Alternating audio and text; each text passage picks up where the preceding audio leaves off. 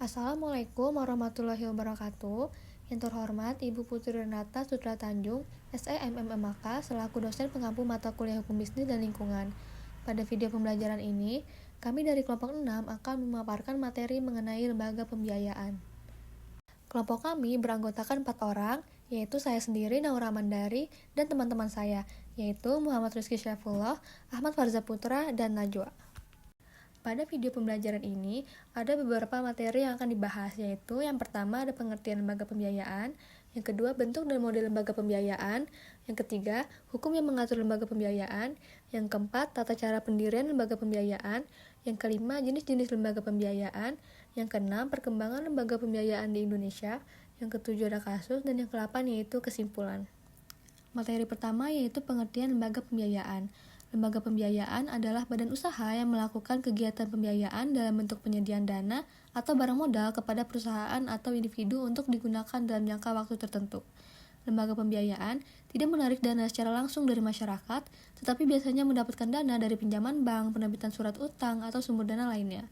Mereka berperan sangat penting dalam mendukung pertumbuhan ekonomi dan pembangunan dengan menyediakan akses pembiayaan bagi konsumen dan pelaku usaha. Bentuk dan model lembaga pembiayaan. Yang pertama itu ada bank. Yang pertama ada bank umum, dengan menyediakan layanan simpanan, pinjaman, dan produk keuangan lainnya. Yang kedua ada bank syariah, yaitu mengoperasikan sesuai prinsip syariah, menawarkan pembiayaan tanpa riba. Nah, yang kedua itu ada lembaga keuangan, yang dibagi menjadi dua, yaitu non-bank perusahaan pembiayaan atau financing company dengan menyediakan pinjaman untuk kendaraan, barang, dan model kerja. Lalu ada lembaga investasi dengan menawarkan produk investasi dan pembiayaan. Yang ketiga ada koperasi simpan pinjam dengan mengelola simpanan anggota dan memberikan pinjaman dengan bunga rendah. Yang keempat ada peer-to-peer lending, yang dimana platform online yang menghubungkan peminjam dengan pemberi pinjaman secara langsung. Yang kelima ada ventura capital atau private equity, yang dimana investasi pada perusahaan startup atau yang sedang berkembang dengan harapan mendapatkan imbal hasil yang tinggi. Yang keenam ada lembaga microfinance, dengan menyediakan pembiayaan kecil untuk individu atau usaha kecil yang tidak terlayani oleh bank.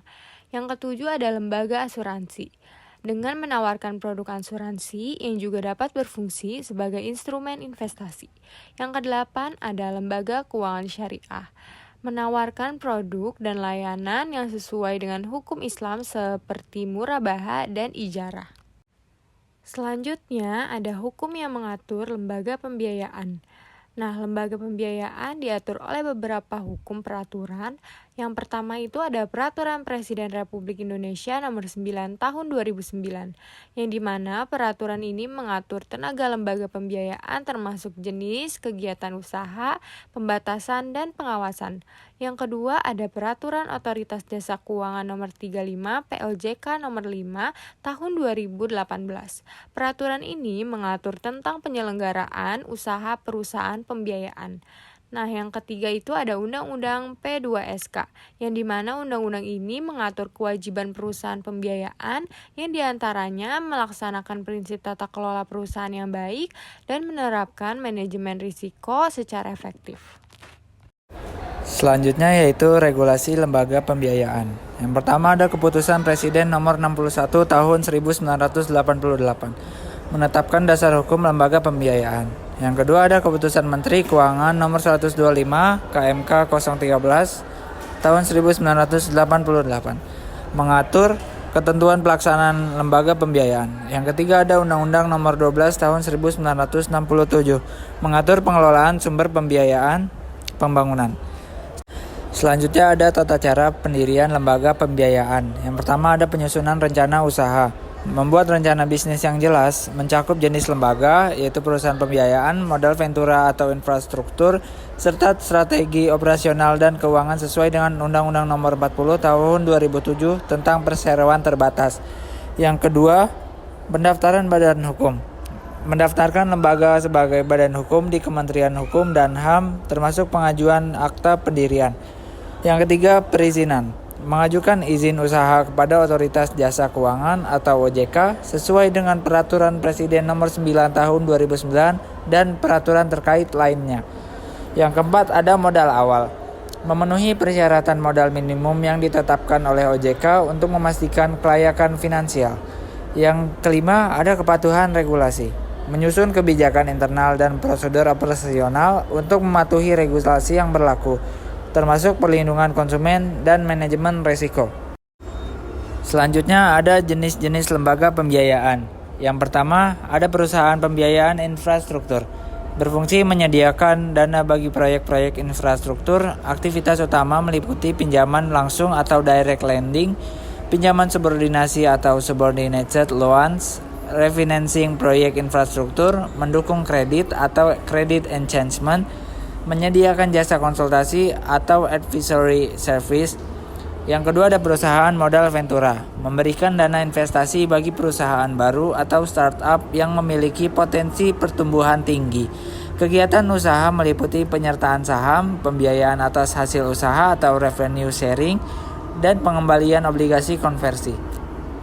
Yang ketiga ada perusahaan pembiayaan, menyediakan berbagai skema pembiayaan seperti anak piutang atau factoring, sewa guna usaha, usaha kredit, dan melakukan pembiayaan konsumen. Yang terakhir ada peer-to-peer lending atau P2P, platform online yang menghubungkan pemberi pinjaman dengan peminjam tanpa perantara tradisional seperti bank. Selanjutnya, perkembangan lembaga pembiayaan di Indonesia. Perkembangan lembaga pembiayaan di Indonesia menunjukkan tren positif, terutama dengan peluncuran roadmap pengembangan dan penguatan perusahaan pembiayaan 2024 sampai 2028 oleh OJK.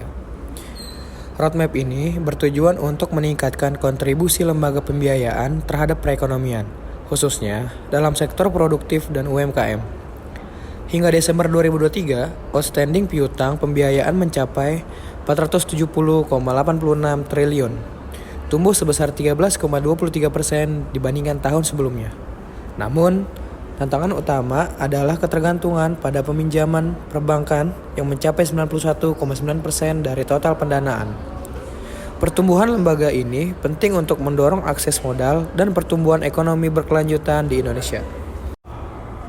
Lalu selanjutnya ada contoh kasus. Isu utama, wan prestasi dan penyalahgunaan hak pembiayaan.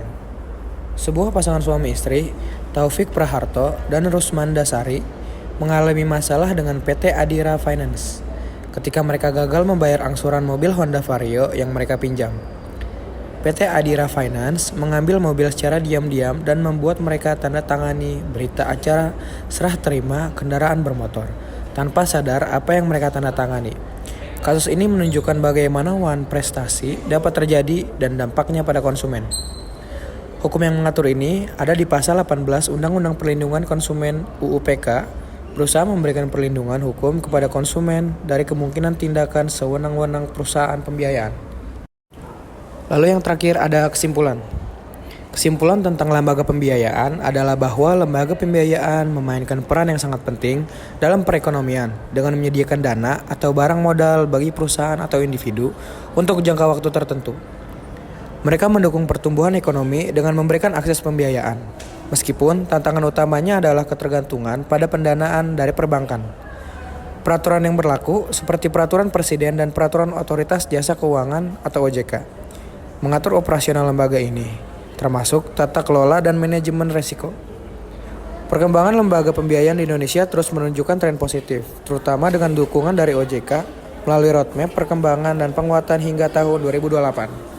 Sekian penjelasan materi dari kelompok kami, kurang lebihnya mohon maaf. Wassalamualaikum warahmatullahi wabarakatuh.